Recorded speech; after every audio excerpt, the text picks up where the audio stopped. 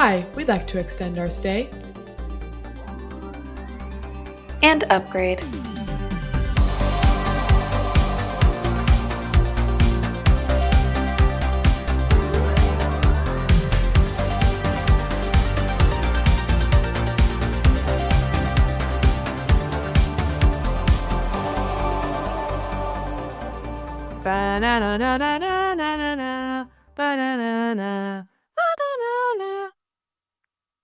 There are lyrics with it as well, bet. but those aren't coming to me at the moment. Yeah, I'm sure it has some very interesting lyrics. From the 60s, a Halloween song. I bet you know, they like Monster boogie. Mash? Yeah. It's like same era as Monster Mash, I'm pretty sure. Oh. And it goes like, with the monsters under your bed. You realize you just unlocked like a new vocal stem for me. I'm going to be in the middle of administration law and be like, with the monsters under your bed. You're welcome. Oh my gosh, we are so back. This is... Don't forget to introduce yourself. Do I have to introduce myself? Yeah. Welcome. Hello. Welcome back. My name is Ariana Halvai. I am joined here by my co-host, Lexi Moorhead, and we are your co-hosts of Hotel Earth podcasts under the Hotel Earth 360 umbrella. Welcome back. Welcome back. Feels good to be back. It feels a little strange. You should have seen the setup took 45 minutes. We are so rusty. But that's okay because we look fabulous and it was worth it. It'll be easier next time. Lex, what have we been working on all this time? We've been working on a lot of interviews. We've been working on a lot of drafts. Oh, God. We have been networking our butts off. But I think we finally have some things to share with everybody. I think we do. Everyone, immediately pause this episode and go subscribe to our Substack. And yeah, dead ass. You need to do that right now. Yeah, you need to do that right now. Link. We will make that easy for you to find. But go do that because that is our new favorite platform ever. This is not sponsored by Substack, by the way. We really do love them. Lock in. Go subscribe there. That's also where our newsletter comes out. So yes, any Hotel Earth 360 related or podcast related updates will be sent from there. And it's just a fun place to be. We designed it to make it really fun and inviting. Anyway, so please just go check that out. So, Lex, I have a question for you. And this one's for you. It's for our listeners too. But since you're right here in front of me, I'm just gonna shoot. Okay. I'm ready. Have you ever taken a bite of a watery tomato or like a flavorless strawberry and question your entire existence? Yeah. Yes. There was a very long part of my life where I actually just like did not eat vegetables. And I would like to credit the powdery, watery, nasty tomatoes in my early childhood for making me believe that, frankly. So you're familiar. Very. Great. Intimately. So when something like that happens, it creates... It just associates... It's kind of like a Pavlov's dogs situation. But like the reverse. But it's like I never want that to happen again. It's conditioning you to never want that ever again. Yeah. So you begin to wonder why you'd bother eating a bland, mushy food. Or in your case, why do you even have to eat vegetables in the first place? Ari, I wish you could explain this to my parents because I shit you not, I did not eat vegetables until after my first semester of undergrad. I was 18 years old and I came home and I was like, well, I actually feel nutrient deprived. Mom, I think I need broccoli. You did not just tell me This is the first time I'm hearing of this. You did not just tell me that you were 18 years old when you started to eat vegetables, like, for real. Yeah. Oh my Yeah. god. Guys, I would eat someone canned someone well, let me just call the correct the cops. record. I would eat canned green beans before that. Oh, honey. No, the reason this is so shocking is because she's actually one of the best cooks I know, and And she I love cooks with vegetables vegetables a lot. now. But a Yeah, lot that of is it, wild. here's a craziness. A lot of, like, I think why I enjoy cooking and vegetables now is I've realized what to cook and when. Oh, interesting. Food. Let's talk about food for a second. We buy it, we eat it, we cook it. Sometimes we love it, sometimes we hate it, but ultimately, we depend on it, right? Through all of the selection, all of the purchasing, all the recipes, all the favorites, all the not so favorites, food comes from somewhere Yeah. before you see it boxed in a well branded package or glistening in a pile at the grocery store. But that somewhere, that's the part we don't usually see. That's the part we don't even think about. Modern food culture has been so carefully constructed that many people don't even really know what's going on with their food before it arrives at the grocery store. Where was it grown? How was it transported? We sometimes don't even know what we're eating. Like, what does organic even mean? We made a whole video on what organic actually means and what those little labels at the grocery store are. Check it out at hotelearth360.com. Oof, that was smooth.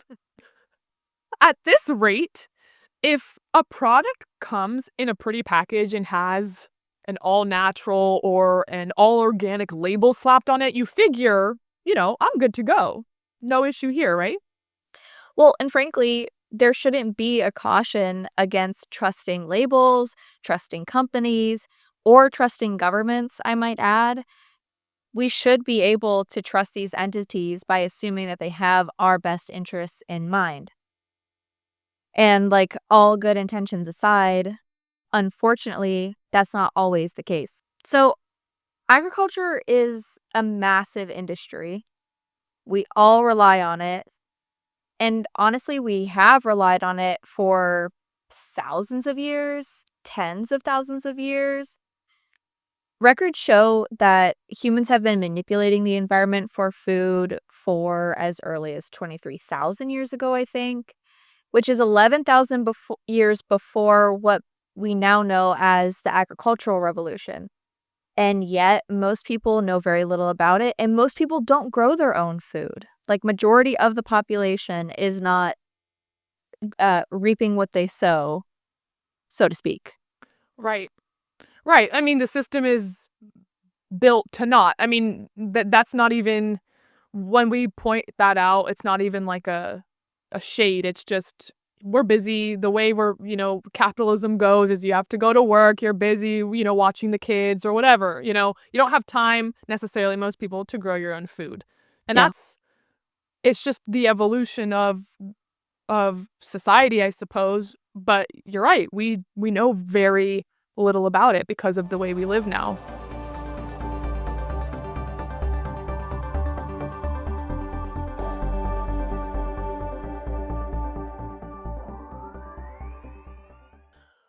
Growing up, I remember my mother giving my sister and I organic snacks, buying organic milk, making sure our meat had the organic seal on it, or at least the words all natural somewhere on the label. Our lunchbox always looked a little different than the other kids, and I don't remember asking what organic meant or why she insisted we incorporate organic foods in our diets, but I do recall that it was supposed to be quote unquote healthier because it didn't use pesticides. Yeah. And my aunt was also the very first vegan I ever met. She transitioned to a completely animal-free diet in 2007, which is Okay, the first trendsetter. time. Yeah, yeah, trendsetter. Like in 2007, I didn't even know what veganism meant or was. It was the first time I ever heard of this movement, this lifestyle. And of course, this made holidays like Thanksgiving include conversations I'd never heard before, conversations about animal ethics, food sourcing, things like that. And while I didn't ask many questions then, this is about the time I became wary of how food actually gets to our plates. That makes sense. Years later, during my university studies, I actually learned about soil. And I found the carbon cycle so interesting. You would. You literally would. Of course I would. I'm over here, I'm like, wow, Einstein's theory of relativity is so cool. And oh my God, have you heard of the carbon cycle? Yeah, literally me. But you've seen the diagram. You've seen the diagram. CO2 gets CO2 in the atmosphere gets absorbed by plants through photosynthesis, through root systems decay and animal waste. The carbon gets stored into the soil, and through decomposition and respiration, some gets released back into the atmosphere and the process repeats itself. So dots yet to be connected. I obviously noted how fossil fuels and pollution affected this natural cycle, but it still just seemed like standard learning for all science degrees. Right. Like, Like you it had didn't. the information, like, laid out, but none of it was necessarily, like it was more like a line Right. rather than a circle, right? Like, you didn't have Correct. things connecting all the way around. Or more like a line instead of a web, which we'll get Yeah. into. Because, it's not like I was thinking about how the carbon cycle, for example, or soil and the carbon cycle affected that watery tomato we talked about at the top. But dots not connected yet. That's okay. Fast forward a few years later, and you know this, but I moved my ass to Italy. I relocated. I moved to Italy. And it didn't take long to note the differences between Italian food quality and American food quality. This is world renowned information.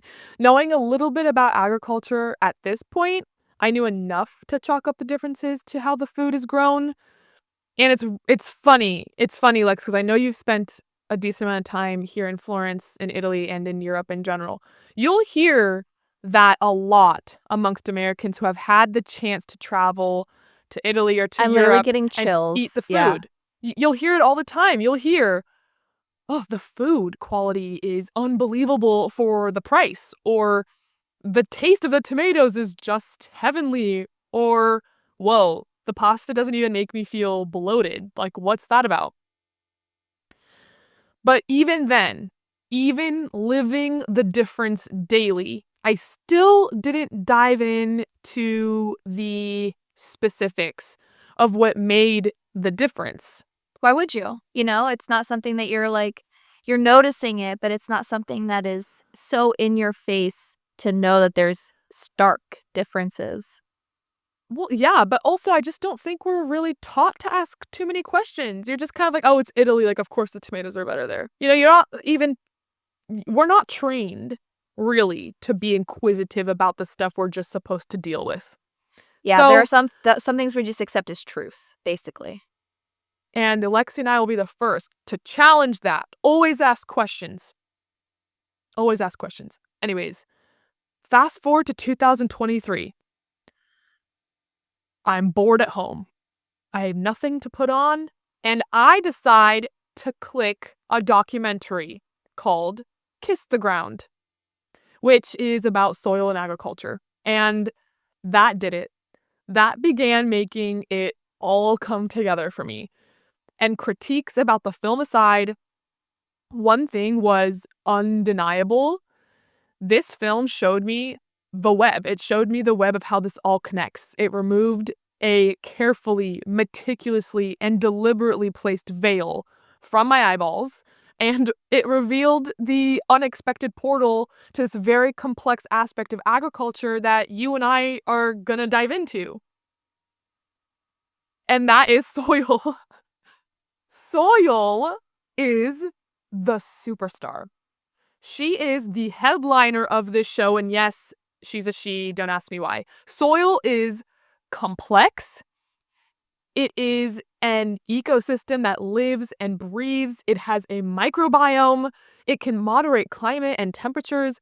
It can grow highly nutritious food that keeps us healthy and non-pharmaceutical dependent. It can reduce erosion from storms and natural disasters. It can save us from food deserts and famine. It's like this thing that just exists. Like, if we take care of it, can actually heal so many global problems. Yeah.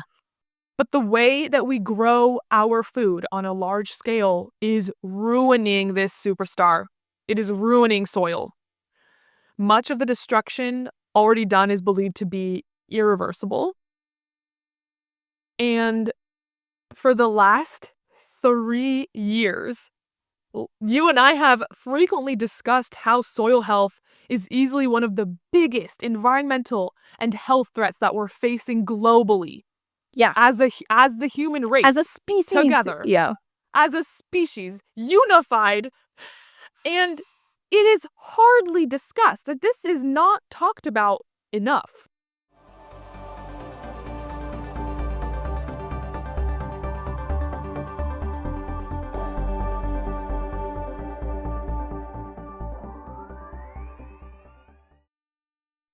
Right. So after we wrapped the plastic season, you and I started talking about what was next for Hotel Earth.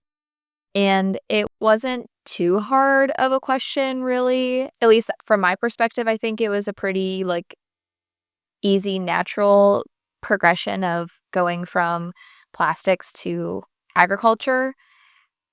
We knew we wanted to hone in on soil specifically because as we were taking stock of all of the ways that plastics had infiltrated our bodies, it was clear that our food system was a top contributor.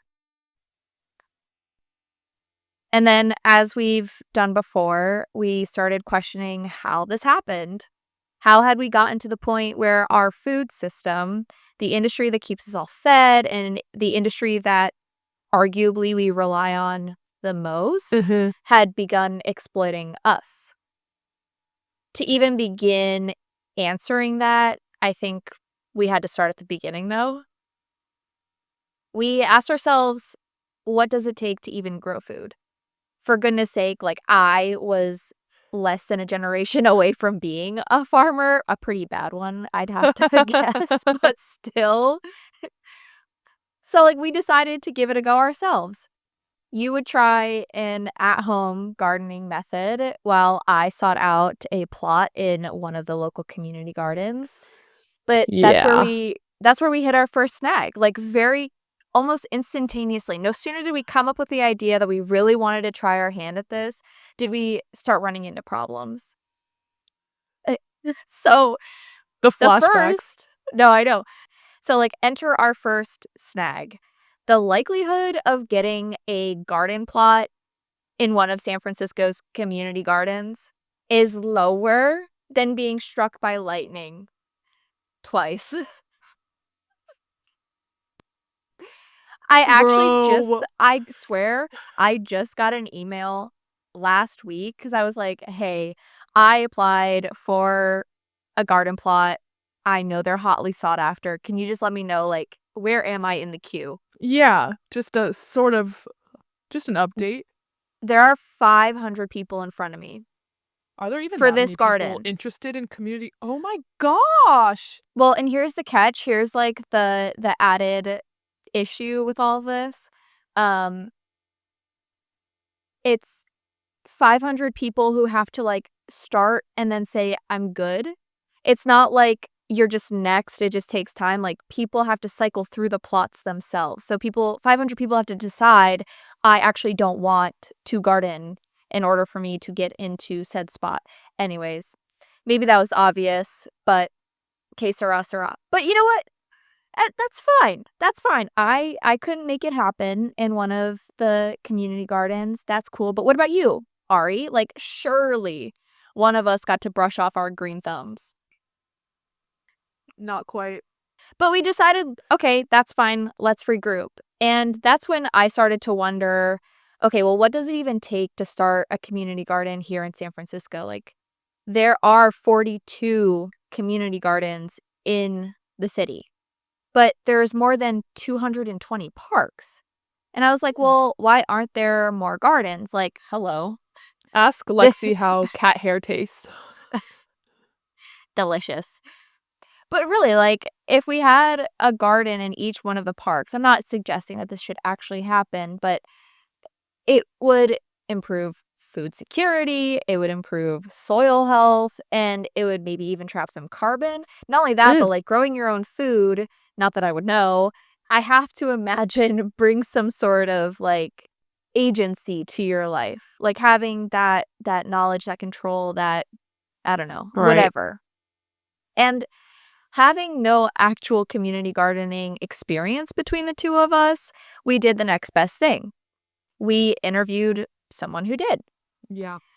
Our conversations with Kevin Bayuk, who is a partner and co-founder of the Urban Permaculture Institute, opened the door to an incredible network of regenerative farmers, experts in animal husbandry and cattle grazing, founders of innovative superfood products, entrepreneurs, and community organizers. Like Kevin, and just this question alone opened a whole new world for us that we did not know. I think we knew existed, but we didn't know how deep and complex it was, like, and how important it is. And here we are, however many months later. That's what took us so long. We have been interviewing and researching and scouring the earth for answers. We have been talking nonstop. We have been talking to so many people. We really have. Modern agriculture, often termed industrial or conventional farming, operates as a highly specialized, technology-driven, and data-intensive system designed to maximize yield and efficiency for a global market, which is unlike traditional manual farming. Modern methods rely on large-scale monocultures, which is the growing of a single crop over vast areas, and intensive synthetic inputs to boost productivity. Let's maybe start with a zoomed out 10,000-foot view of how modern agriculture works. Does that sound good? I think that sounds fantastic. Okay. Give the people the synopsis. Oh, I shall. So there's precision technology. That's where farmers use advanced tools like GPS-guided machinery, drones, and IoT sensors to monitor crop health, soil nutrient levels, and moisture in real time. This allows for what's referred to as precision farming, which basically entails applying water, fertilizer, and pesticides only where necessary and when necessary, rather than uniformly across a field at any given time. Yeah, and then there's intensive inputs where high yield genetically modified seeds, aka GMOs, we've all heard of them, are used for resistance to pests and diseases. And these are paired with synthetic fertilizers to enhance growth and synthetic pesticides and herbicides for crop protection. Lest we forget the massive machines also utilized in these processes. Blessed. Such as automated tractors and combine harvesters, which both reduce the need for manual labor, allowing for the efficient management of large-scale operations, and probably also maybe a reduction in labor costs.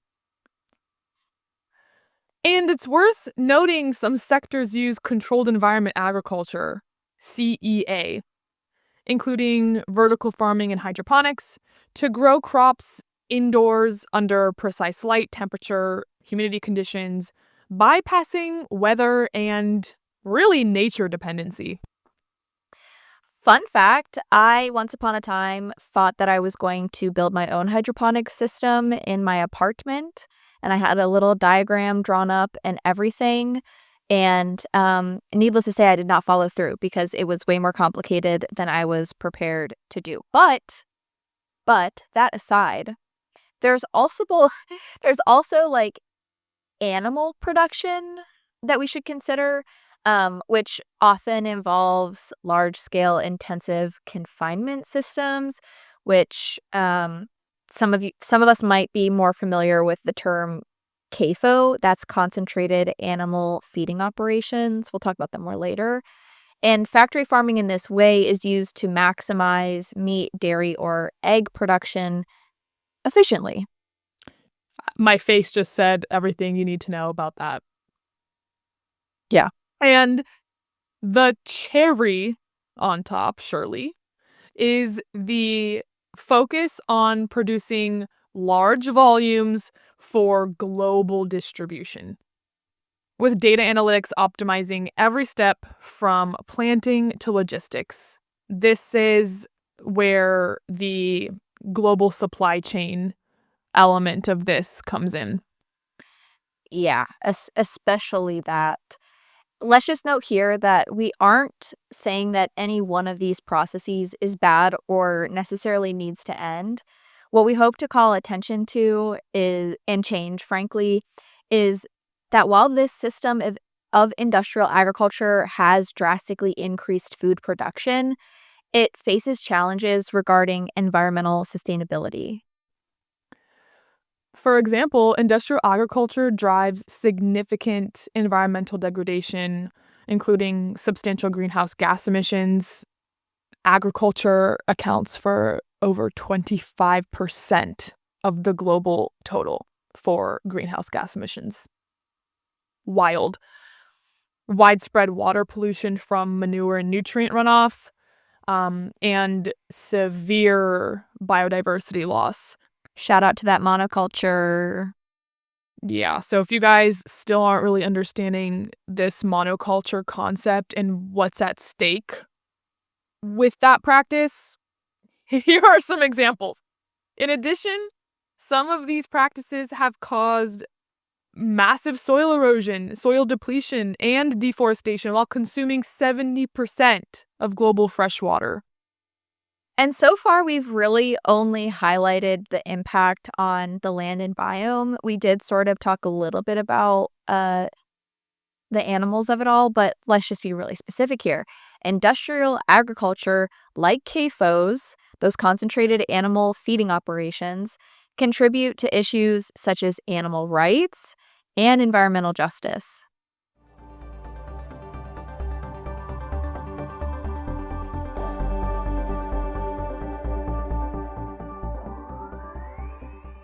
Do you love this soulful shirt?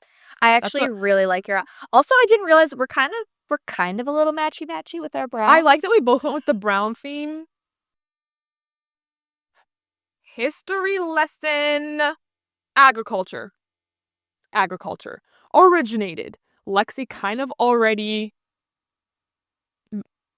Give us a little briefed us taste. on just Yeah. how ancient. So she gave us a little taste. Shout out Sabrina of this of how old this industry is, how ancient this goes back.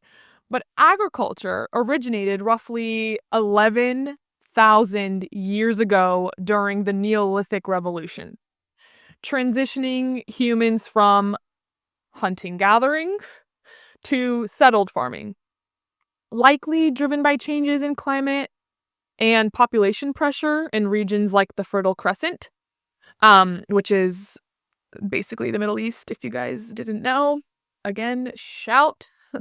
It evolved into industrial agriculture through the 18th century mechanization that Lexi mentioned, like the seed drill or the plow. The 19th century agricultural revolution and the 20th century chemical synthetic fertilizers like the Haber-Bosch process.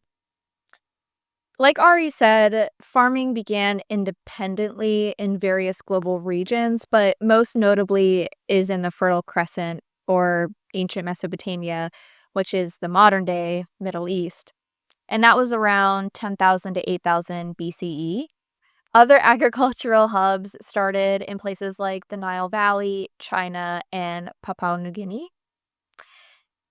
The end of the last ice age is of notable importance here because that actually created favorable climates, but the increasing population density made foraging insufficient. And the TLDR is that humans had to find a better way, right? We had to There were pivot. there there were no longer picking berries and gathering herbs was sufficient enough to feed the communities. Unfortunately, I do low-key miss as if I participated, but that sounds kind of nice. Hunt, uh, gathering berries and foraging for herbs as a And living that under that being your basking yeah, in the literally that sun. being your only job, to just be like a fairy prancing around in the prairies and gathering berries and herbs. Are we Like, oversimplifying this idea? Yes. Are we romanticizing it? Yes. Can you leave us alone? Also, yes. also, yes. But this combination of climate and population pressure seems to have forced the domestication of plants like wheat and barley and animals such as sheep and goats. This transition allowed humans to settle in one place, and it also began to create food surpluses that led to the rise of cities, complex societies, and specialized labor. And I might just note, like, this is why a lot of us don't like grow our own food. Like the ability to have that taken care of wide scale Mhm. is very useful so that we can spend our time doing other things. Like it's worth noting that it is a good thing to be able to farm in place and have it done on a scale where you can feed many by the work of fewer. But Yeah, just pointing out that there is a natural progression to these things. sure, exactly. And it's that system which eventually led to the shift from subsistence farming to this large scale surplus driven production. For example, in the 18th, 19th century Britain, this change is associated with the adoption of new technologies like the seed drill, enhanced crop rotation, and the enclosure system. And once we get into the 19th century, the introduction of tractors and other fuel powered machinery replaced human and animal labor, allowing for massive land cultivation. John Deere is worth mentioning here. You guys have all heard that name, especially Americans listening. I think you would have to have been raised under a rock if you haven't heard about John Deere. Just picture But green and yellow. just green, yellow, John slapped on a Deere. tractor. Or a hat. I feel like I've seen people with like baseball caps with John Deere or like t-shirts. Like he's become An just icon. he's got merch. He was a Vermont-born blacksmith who revolutionized American agriculture by inventing the first commercially successful self-scouring steel plow in 1837. The company, later incorporated as Deere and Company in 1868, grew into a global agricultural machinery giant, now recognized for its iconic green and yellow equipment, including tractors, lawn care, and construction machinery. And we're going to put a pin here and just note that maybe not John Deere specifically, but there is an issue with modern day, not 1886 agriculture, but Mhm. 2026 agriculture that was brought up in our conversation with the crew from Blue Marble Acres in regards to warranty and being able to actually fix your machinery. Mm. And it's hot off the heels of mechanization that we then had the green revolution and chemical input of the 20th century. It was during this time that chemicals were introduced. Enter the Haber-Bosch process, which is the primary industrial method for producing ammonia by combining nitrogen gas from the air with hydrogen at high temperatures and high pressures using a metal catalyst, which is typically iron. This method was developed in the early 20th century by Fritz Haber and Karl Bosch, and this process is fundamental in creating synthetic fertilizers. The development of the Haber-Bosch process allowed for large-scale synthetic nitrogen fertilizer production, significantly boosting yields, but also increasing reliance on, you've guessed it, fossil fuels. I bet you wouldn't have guessed that, because why would you guess that? But I guessed it. What do I Thank get? you. What do I win? My friendship. Well, okay. Weak. Return it. I don't want it. But we've seen some of the negative repercussions of these practices, like plowing and chemical treatment of crops. Yeah. The one that comes to mind the most, that Americans are probably the most familiar with too, is the Dust Bowl, which caused The infamous Dust Bowl. Which I have to say, when I was in elementary school, I was way more worried about the Dust Bowl and that, like, happening again than was being told to me. And I would just like to say that maybe I was ahead of my time. Maybe I'm a little clairvoyant. You are definitely ahead of your time, and you win my friendship for that. Thank you. Been thinking about soils since 2004. I was gonna say 04. That's crazy, but that's not even the year I was born. We are literally connected. We are, what is the word? Is it telepathic? Where you can read each other's minds? Telepathy. Twin telepathy. Anyways. That's us. The Dust Bowl. It was caused by a combination of severe prolonged drought and said reckless farming practices that destroyed native prairie grasses. And I'm not trying to throw shade, like maybe people weren't aware of the practices being so detrimental. Now we have some hindsight. We've obviously changed. We haven't. Spoiler. And just still on the Dust Bowl of it all, decades of deep plowing, overplanting wheat, and intense land exploitation left the Great Plains soil loose and dry, resulting in massive, devastating dust storms or black blizzards. Look, all I'm going to say is adjectives like loose and dry, never good. Never a good combo, never a good circumstance. I know nothing about those two. Look, you guys also came here for the giggles, just remember that. So, with innovations that came with said mechanization and chemical input, modern industrial scale farming is marked by monoculture. Again, growing one crop over consecutive seasons and over a large amount of agricultural space. High efficiency mechanization, genetic modification of crops, and increasingly data-driven precise technology. Let's recap. We've got 3 major historical markers that shaped agriculture as we know it today. Early farming, which was the manual labor, traditional techniques. Mechanization, which is the tractors, chemical fertilizers, 1950s. And last but not least, the modern era, what we're in right now, which is marked by biotechnology, genetically modified organisms, AI, and precision farming.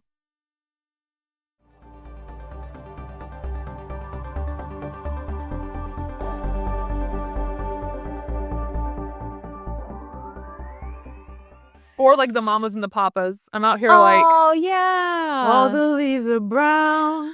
All the leaves are brown. And the sky is gray.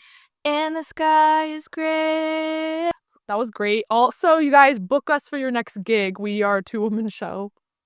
Anyways. Enough about us. Enough about us. Actually, not enough about us, because Lexi and I have had the pleasure have had the absolute pleasure of collaborating with multiple industry professionals and leaders while working on this season. Two of whom come from completely different continents, come from completely different cultures, have never met each other, yet by working in the same industry, have understood something crucial about the modern day agricultural system without having ever had a conversation between each other. And that is agriculture needs more young people. Pause, let that marinate. Marco Carbonara is an Italian farmer and co-founder of Agriturismo Pulicaro, which is a regenerative farm in the Italian countryside where Lazio meets Tuscany and Umbria. I've had the pleasure of visiting him at his farm and interviewing him, and he shares a few words about this exact thing. There is a cultural problem. It's a big cultural problem that doesn't allow youngsters to come in agriculture. Problem is related to the real access about the land. Land is owned by people that sometimes doesn't cultivate, and for someone that doesn't have money, it's difficult to get access to the land. But more than this, there is a cultural problem about the storytelling. So, at least in Italy, we have a lot of quotes that says that if you are a farmer, you are the last one. Noi diciamo braccia rubate all'agricoltura for saying that you are not good for doing anything else than moving with your arms. In general, the point is that it's not socially accepted to be a farmer. If you studied, I have a degree in natural science, I have a degree in ecology, and even into my family, a lot of people at the beginning said, but you will gonna feed the pigs by yourself? Yes, who have to, you know?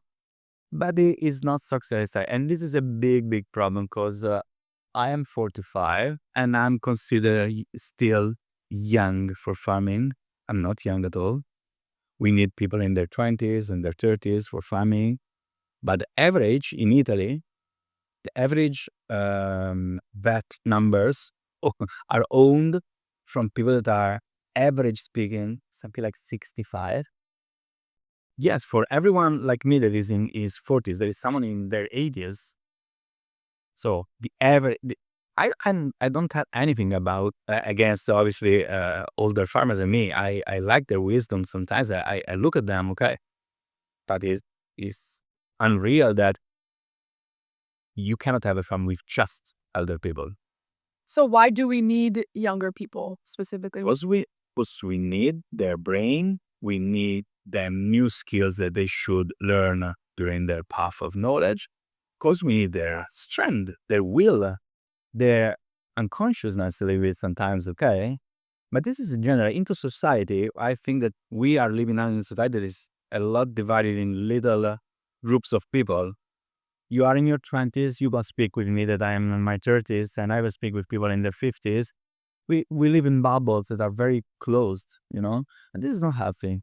Society needs youngers, elders, absolutely ecosystems. Yeah, It's sure. everything. The symbiote. Strangely enough, we heard something very similar from Tucker Garrison, superfoods expert and co-founder of Imlakesh Organics, a company bridging the gap between indigenous knowledge and Western food farming practices by supplying high-quality, organic, sustainably harvested foods while providing living wages and socioeconomic opportunities for small farmers. Next one, policy-wise, like especially in the US, but this is around the world, is there's massive agricultural subsidies for corn, soy, specifically, and a number of other crops.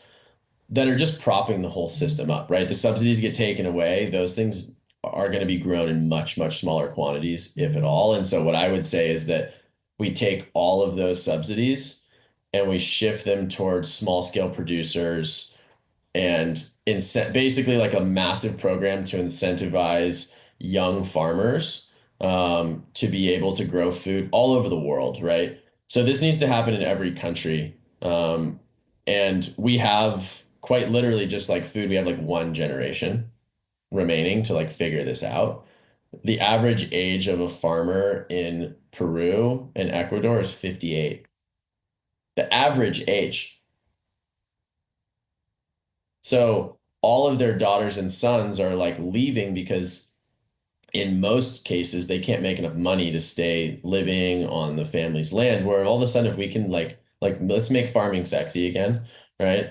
Let's make it like a livelihood that's actually sustainable. Let's make it something where people are like, oh, I actually can make a better living and have a better life, growing food on my family's traditional land, or like in the US, where it's like, oh, we're shifting those billions of dollars of subsidies to making food a thing that is sustainable and reasonable to do, right? The problem is we live in a world where it's more advantageous to sell the family's land so somebody can build a bunch of like suburban homes on it, right?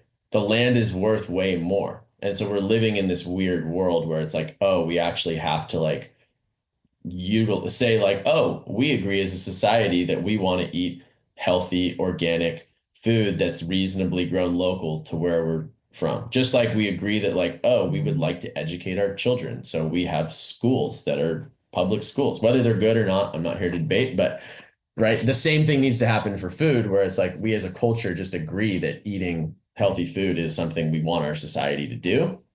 And we prioritize that through the subsidies that we're going to like, industrial farms. Farming and agriculture is already a difficult industry. It's labor intensive, it's expensive, it's time consuming, and it's quite limiting. And not only that, but there is a certain level of institutional knowledge that goes along with it. You can't Of just, course, yeah. as you and I literally both learn, you can't just throw some seeds in soil and hope for the best. Like when your livelihood depends on it, you need to have a little more assurance than, well, I did it. I put it in the soil. Hopefully it'll work. Which is why it's so challenging for beginner farmers. Yes, but it's even more challenging for beginner farmers and diverse farmers. Diverse as True. in diverse in gender, BIPOC communities, indigenous, well, I think BIPOC does include indigenous. Anyways, BIPOC communities, and other more marginalized communities just in general. And when it comes to land access, it's a mess, as we, I think, talked about in our book club video Yeah. of Dr. Ayanna Elizabeth Johnson's book. There Yep. is a section called Go Farm Young People. Highly recommend reading it. They talk about these exact same issues in much more Yep. detail than we possibly could.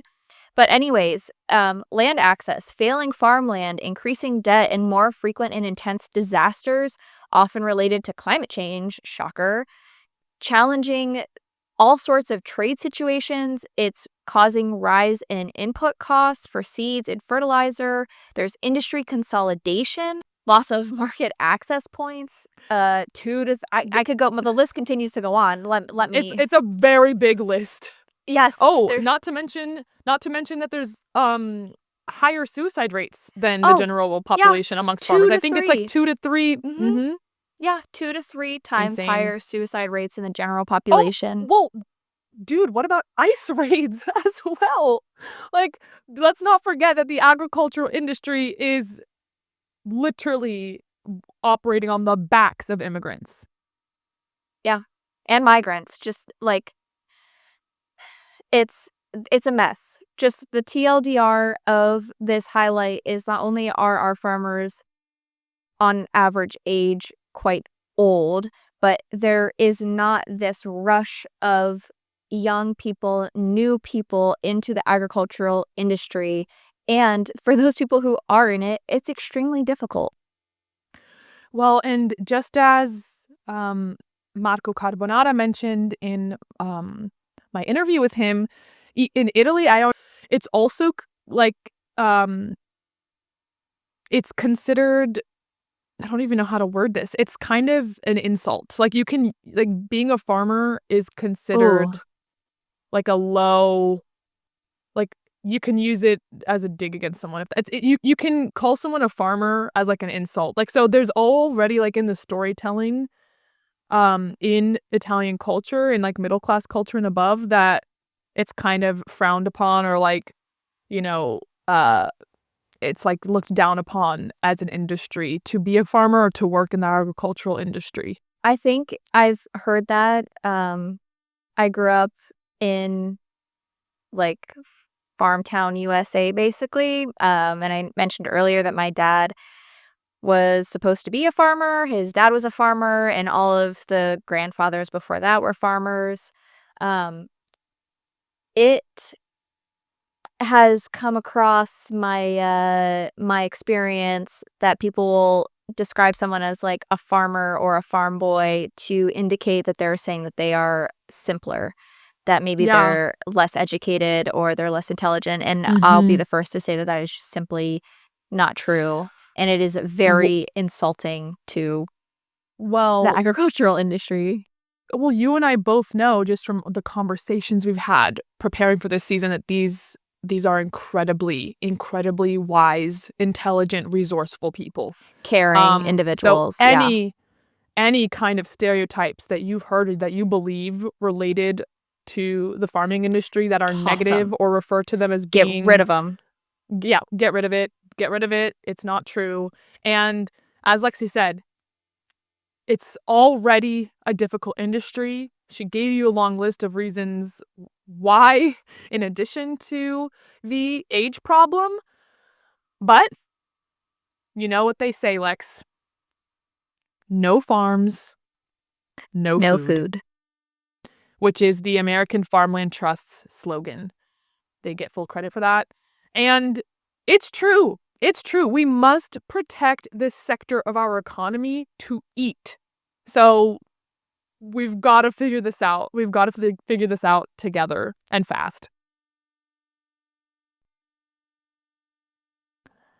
This season has been a long time coming. We arrived here because of various little moments that have culminated over the years. Organic snacks in a lunchbox. Thanksgiving conversations with a vegan aunt. The odd-tasting, out-of-season tomato. Flavorless strawberries. Watching the carbon cycle take place before our eyes. Moving thousands of miles to new climates. Or even Woody Harrelson's voice narrating us through Kiss the Ground. After speaking with the incredible professionals that have collaborated with us on this project, we've learned so much more than we ever imagined, and we think you will too. We are going to take you on the journey with us as we ask questions and probe for the answers that will ensure we're working toward a better agricultural future. Because, after all, we don't want to end up like the folks in the beginning of Interstellar now, do we?